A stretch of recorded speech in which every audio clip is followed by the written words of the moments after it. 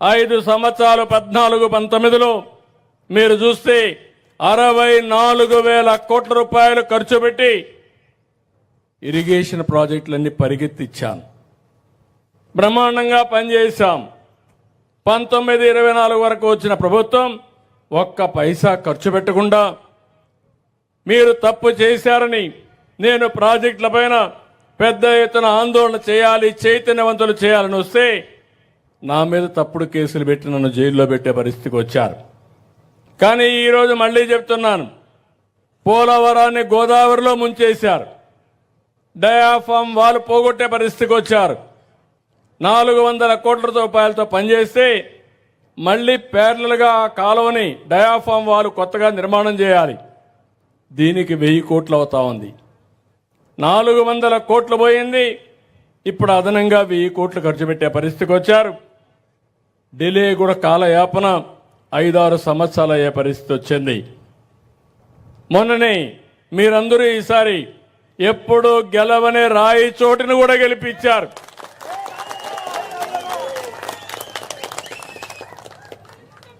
ఎప్పుడైతే మీరు ఆ విధంగా గెలిపించారో దానివల్ల ఢిల్లీలో కూడా మన గౌరవం పెరిగింది. కష్టాల్లో ఉండే రాష్ట్రానికి సంజీవునిగా పనిచేసింది. వెంటిలేటర్ మీద ఉండే రాష్ట్రానికి ఆక్సిజన్ ఇచ్చింది. అందుకే ఈరోజు గర్వంగా చెప్తున్నా, పోలవరానికి 12,000 కోట్ల రూపాయలు శాంక్షన్ చేశాం. 2027కు పూర్తి అవుతుంది. ఒకప్పుడు హైదరాబాద్ అభివృద్ధి చేశాను, అమరావతికి శ్రీకారం చుట్టాను. హైదరాబాద్లో భూమి ఉంది, అమరావతిలో ప్రైవేటు భూమి ఉంది. నేను ఒక పిలిపిస్తే నన్ను నమ్మి 55,000 ఎకరాలు రైతులు ల్యాండ్ పోలింగ్లో ఒక్క పైసా తీసుకోకుండా ఇచ్చారంటే అది నమ్మకం. నేను అందుకే మిమ్మల్ని కూడా కోరుతున్నా, నేనేదో గాల్లో మాటలు చెప్పడం లేదు. ఇంతవరకు చేసిన పని యొక్క ఫలితాలు మీరు చూశారు. ఒక హైదరాబాద్ నగరం 30 సంవత్సరాల కంటే ముందు నా దూరదృష్టి. ఈరోజు హైదరాబాద్ నగరాన్ని మీరు చూస్తే మోస్ట్ లివబుల్ సిటీగా తయారైందంటే అడుగడుగునా నా కృషి ఉంది. దాంట్లో ఎవ్వరూ కాదనలేరు. ఇప్పుడు మన పిల్లల ఆశలు చూశారు. అలాంటి సిటీ మాకు ఇంకోటి ఉండాలి. ఇక్కడ కూడా మేము పనిచేసుకోవాలంటే హైదరాబాద్ బ్రౌన్ ఫీల్డ్ సిటీ అంటే సికింద్రాబాద్ హైదరాబాద్ ఉంది, పక్కన సైబరాబాద్ నేనే నామకరణం చేశాను. హైటెక్ సిటీ పేరు నేనే పెట్టా. సైబరాబాద్ కూడా నేనే పెట్టాను. టెక్నాలజీ కోసం, ఐటీ కోసం సైబరాబాద్ పెట్టి అభివృద్ధి చేశాను. ఇప్పుడు అమరావతి పేరింటే మీరు దేవతల రాజధాని. ఈ విషయం మీరు గుర్తుపెట్టుకోవాలి.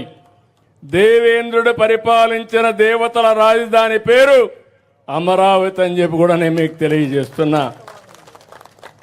అంతమంది శాతవాహనులు కూడా పరిపాలించారు. తర్వాత చరిత్రలో ఇలాంటి రాజధానికి నేను శ్రీకారం చుడితే ఇక్కడ కులాలు లేవు, మతాలు లేవు, ప్రాంతాలు లేవు, అందరికీ ఉపయోగపడుతుంది ప్రారంభిస్తే దాన్ని శ్మశానమని, ఎడారని, దాన్ని పూర్తిగా 3 రాజధానులని 3 ముక్కలాటాడి కడాన రాష్ట్రాన్ని భ్రష్టు పట్టించే పరిస్థితికి వచ్చేశారు. ఇప్పుడు మళ్ళీ కేంద్రంలో మనం పనిచేశాం కాబట్టి దానికి కూడా ముందుకొచ్చారు. 15,000 కోట్ల రూపాయలు డబ్బులు శాంక్షన్ చేశారు, ఇప్పించారు. హడ్కో అవన్నీ కూడా ఇంకొక 15,000 కోట్లు వచ్చాయి. పనులన్నీ ప్రారంభమయ్యాయి. అది కూడా చెప్తున్నా, ఈరోజు మన పిల్లలు ఎట్లయితే తెలివితేటలతో పనిచేస్తున్నారో ఇంటి దగ్గర కూర్చొని 90 లక్షల రూపాయలు సంపాదించి అవసరమైతే వ్యవసాయం కూడా చేసి డబ్బులు సంపాదించే పరిస్థితికి వచ్చారు.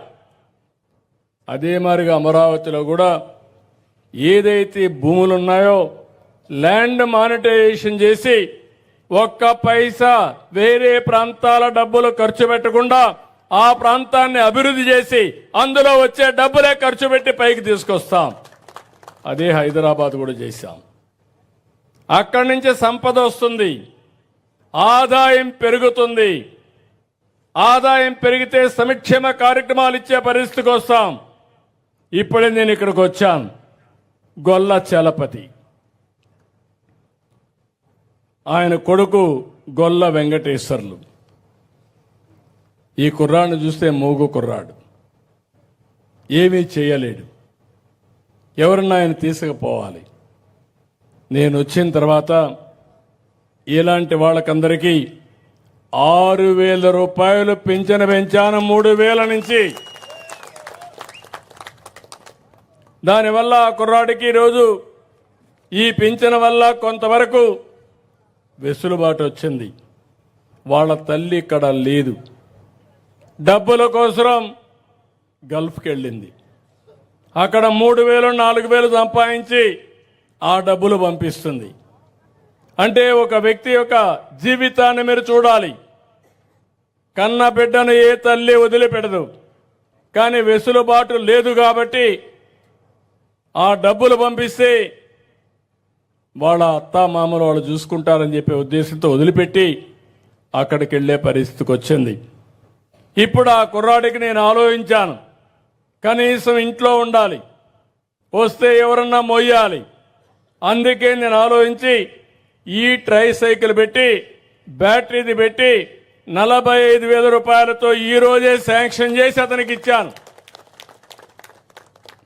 పాప మగోడు ఆనందం చూస్తే నా కళ్ళలో నీళ్ళు వచ్చే పరిస్థితి వచ్చింది. నా జన్మ చరితార్థమైందని అది చూసినప్పుడు, ఓ నా కోసం ఈ ట్రై సైకిల్ ఇచ్చారు, నేను కూడా ఊరంతా తిరగచ్చు అనే ఆలోచన ఆ కుర్రాడికి వచ్చిందంటే అది మానవత్వంతో ప్రభుత్వం పనిచేయాల్సిన విధానం అని చెప్పి కూడా నేను మీకు తెలియజేస్తున్నా. అది నేనేదో ఆఫీసులో కూర్చుంటే నాకు తెలియదు, ఇక్కడికి వస్తే తెలుస్తుంది. క్షేత్రస్థాయిలో చూస్తే తెలుస్తుంది.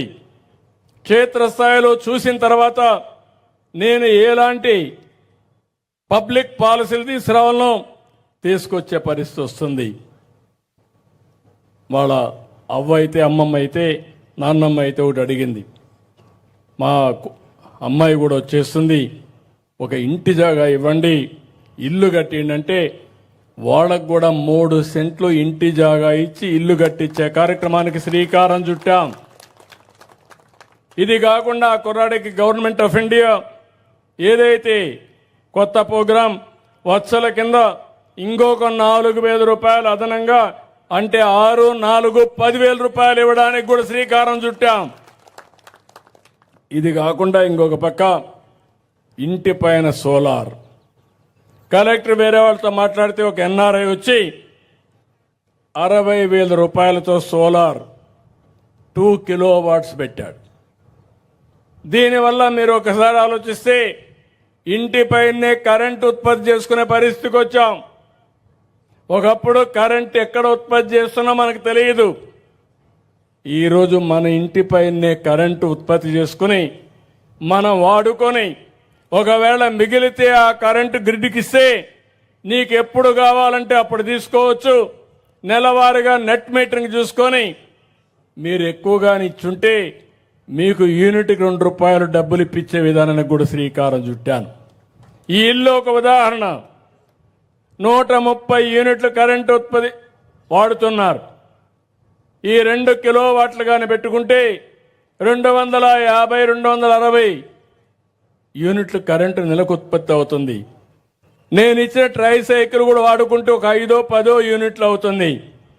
మిగిలినంతా కూడా 120 యూనిట్లు గ్రిడ్కి ఇచ్చే పరిస్థితి వస్తుంది. 2 రూపాయలు వేసుకుంటే 270 రూపాయలు కరెంట్ ఛార్జ్ కట్టే పరిస్థితి పోయి ఈరోజు 250 రూపాయలు అదనంగా మళ్ళీ నేను డబ్బులు ఇచ్చే పరిస్థితికి వస్తున్నామంటే అది ఆర్థిక విధానం, పేదవాళ్లకు సేవ చేసే విధానం అని చెప్పి కూడా నేను మీకు తెలియజేస్తున్నా. ఇలాంటివి చేయడానికి నేను ఇక్కడికి వచ్చాను. అందుకే పేదల సేవలో మొదటి తారీఖున మా కలెక్టర్లు మొదలుకొని ఎమ్మెల్యేలు మొదలుకొని అందరు అధికారులు మీ దగ్గరికి పంపిస్తున్నాను. ఇంకొక ముసలావిడను కూడా చూశాను, కొప్పుల మంగమ్మ. ఆవిడని కూడా చూస్తే 82 సంవత్సరాలు. ఒక మనవడు మాత్రం ఉన్నాడు. కొడుకు కోడలు చనిపోయారు. వాళ్ళు కూడా చాలా బాధల్లో ఉన్నారు.